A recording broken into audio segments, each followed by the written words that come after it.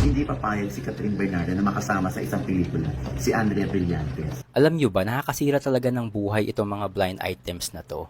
So, trending ngayon sila Andrea Brillantes, Catherine Bernardo at Daniel Padilla matapos silang i-link ng mga netizens dito sa isang blind item na nilabas ng isang show sa DZRH. So, ang blind item nila ay sino daw itong young actress na very wholesome na pumatol sa isang sikat na young actor na meron daw ka-love team or meron daw girlfriend at ito daw yung dahilan kung bakit hiniwalayan itong si young actress ng boyfriend niya recently lang. Doon sa video na yun, maraming nagko-comment na si Andrea Brillantes daw yun at si Daniel Padilla. Meron ding sinabi si OG Diaz naman sa isa niyang vlog. Ito yung video clip, actually sound clip lang yan, nung interview ni OG Diaz sa isa niyang vlog.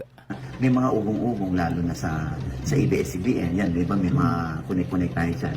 So may nagchika nga sa akin. Pustahan daw kami. Hindi papayag si Catherine Bernardo na makasama sa isang pelikula si Andrea Brillantes. And ito pa, merong post itong Facebook page na Daily Tribune. Ayan, may blue check mark sila. So mukhang kapanipaniwala, mukha silang reliable. And ang sabi nila, Kat won't work with Andrea.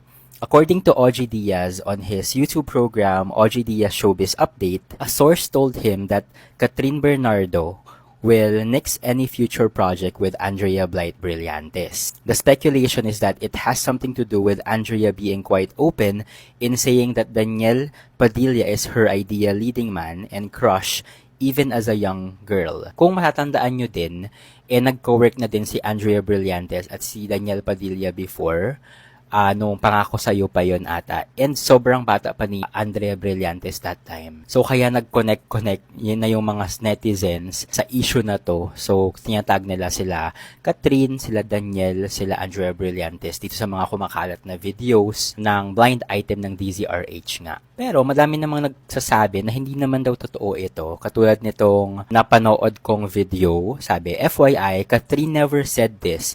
Huwag nyo idamay si Catherine sa mga issue nyo.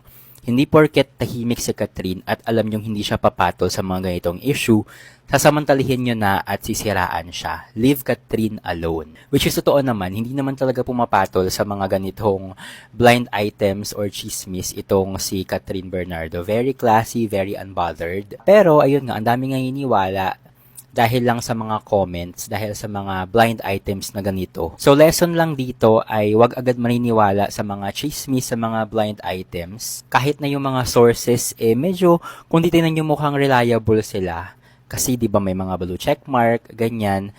Pero kasi ngayon, sobrang bilis nang magkaroon ng blue checkmark. Kahit sino na lang, basta may pangbayad ng monthly subscription na 499 pesos, pwede ka nang magkaroon ng blue check mark. So, yung credibility is hindi na ganun na tulad ng dati, na yung mga sikat lang, yung pwedeng magkaroon ng blue check mark. And lesson learned lang din to sa akin. Meron din ako na vlog before na it turned out na fake news pala.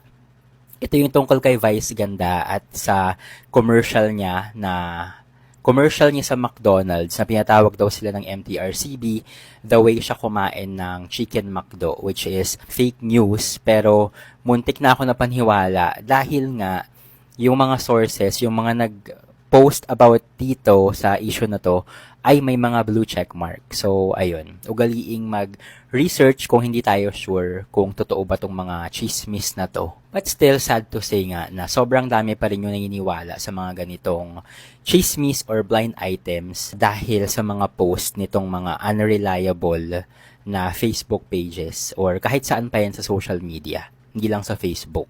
Kayo ba? Anong masasabi niyo sa issue na to? Naniniwala ba kayo na si Andrea Brillantes yung tinutukoy na young actress na pumatol dito sa sikat na young actor? Comment down below. And kung nagustuhan niyo itong ganitong vlog, make sure naka-follow na kayo sa page ko para update kayo sa mga latest happenings. Thank you so much for watching and stay safe.